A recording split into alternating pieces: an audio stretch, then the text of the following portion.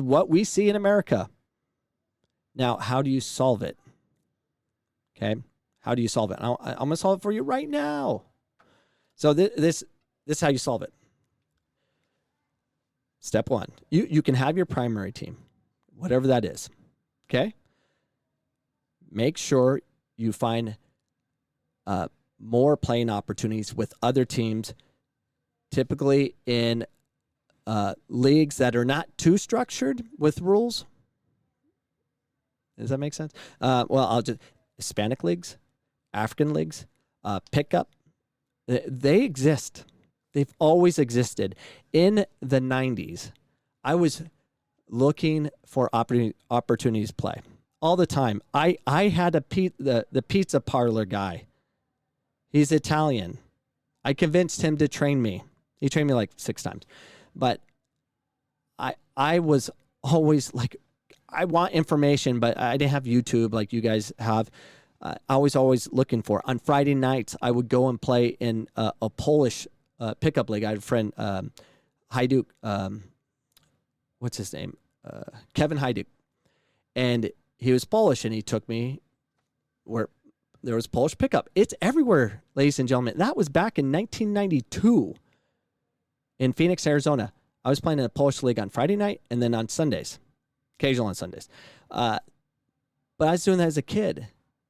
You should do that. I was a kid playing with adults, 30-year-old, 4-year-old, ex-pros. I didn't even know, but they were amazing, and they couldn't stand playing with me, and you could tell. And eventually I stopped playing with them because you could tell they didn't like me because I ruined their game. I was fast. I was trying to do everything on my own. They didn't really teach me as much as the game would. Find places you can play, and hopefully it's safe enough that you can actually fail and not get yelled at like I did. So I avoided that.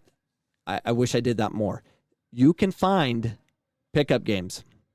They're out there. They just tend to be Polish, Hispanic, African, anyone that's not from this country typically. There's Serbian, Croatians. I don't know where you live, but there's play going on.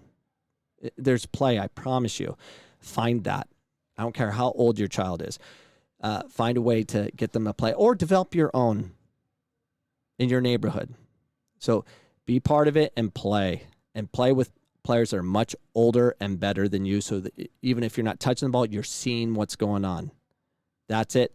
Watch it, play it, and then develop your technique at home because at practice, you're not going to get that.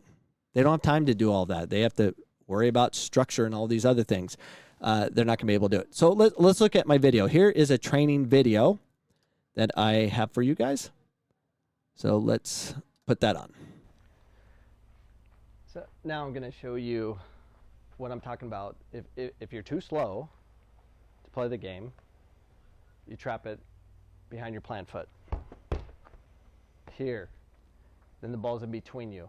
You don't want touches in front of you or out wide or anything. If you're in a situation where you're lacking the speed and the pressure is too great, you always kill it in between you, and then you get your feet set, then you can protect and then play the game.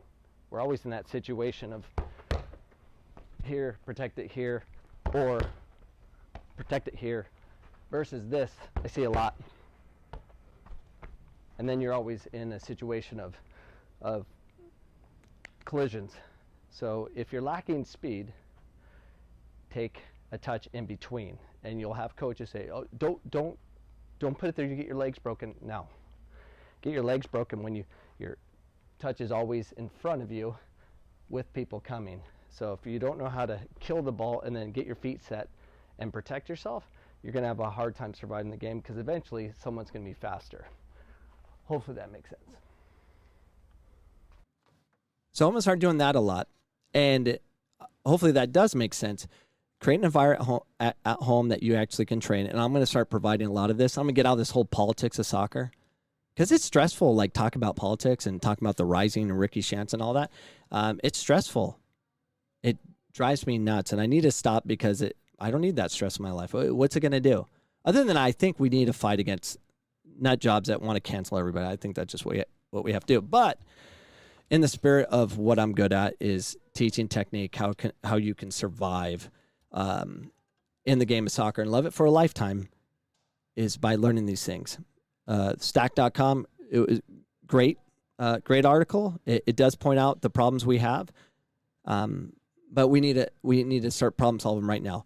Take ownership of your development. I hope you guys have a great day, and I'll see you guys tomorrow with more important information. I hope we'll keep focusing on this. All right, see you tomorrow. I hope you enjoyed that episode. If you enjoyed it, please like it, subscribe, or share it.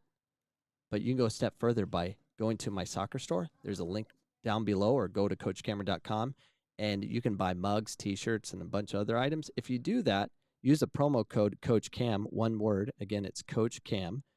Get 20% off all products.